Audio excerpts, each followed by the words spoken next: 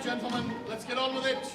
Which of us is going to write our Declaration on Independence?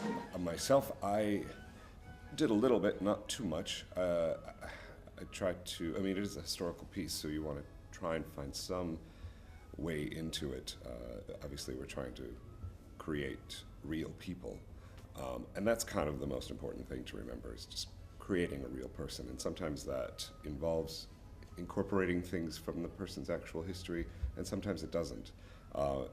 Sort of fudging it, or just whatever it takes to make the person real. But I did certainly look at who John Hancock was and where he came from and what his background is, what his given circumstances are as a person. And I would say that influenced maybe about 50% of what I do on the stage. Why don't you join us in our minuet? Why are you persistent dancing with John Adams?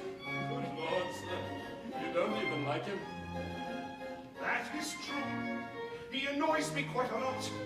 But still I'd rather trust to Mr. Adams' new thoughts. But why? For personal glory? For a place in history? I do my best to portray what the playwright has asked me to portray.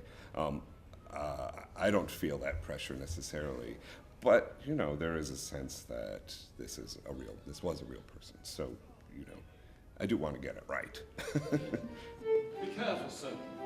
History will brand him and his followers as traitors. Traitors to what, Mr. Dickinson? The British crown or the British half-crown? Thomas Jefferson is such an iconic founding father that there's not a lot in the script itself because he's a strong, silent type. So I read a biography and looked at the relationships between Jefferson and Adams, especially, and that kind of stuff helps inform it. But again, as James said, ultimately you have to take what's in the scripts and create your own version of these historical, iconic people. Mr. Adams, leave me alone! Mr. Jefferson. Mr. Adams, I beg you. I've not seen my wife these 6 months. That we solemnly declare we will preserve our liberties, being with one mind resolved to die free men rather than to live slaves. As a cast, we had almost 2-3 hours one day where we really parsed out what these men were dealing with, and going back and realizing, you know, as James said, that this is all new to these men. And that's really what we've spent some time discussing and talking about before we put it into action.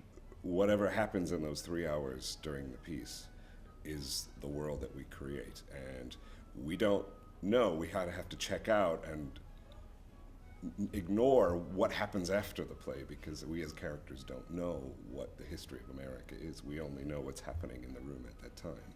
Mr. Adams, Daniel, Mr. Adams, you're obnoxious and dislike that cannot be denied. Once again you stand between me and my lovely bride. Lovely bride.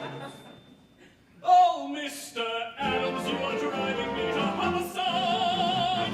And they didn't know who they were. I mean, they don't know what we know about them. They were just a bunch of men doing something important. You know, John Hancock didn't realize that he would be known for his signature for the rest of eternity. I mean, that's not why he wrote a big signature. I mean, that has nothing to do with it. But it's fun. You know? Don't get me wrong. It is fun. It's a joy. Now, playing Abraham Lincoln in this space would be something a little different. But playing these guys is a blast. Yeah. The choice is yours, Mr. Jefferson. Do as you like with it. We may see murder.